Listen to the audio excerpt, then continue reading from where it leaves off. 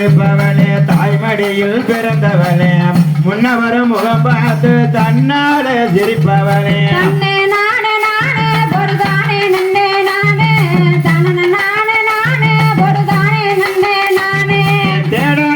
தங்க அங்க தெரியுது ஸ்ரீரங்கா அந்த திருவானை காவலில இருப்பது சிவலிங்கா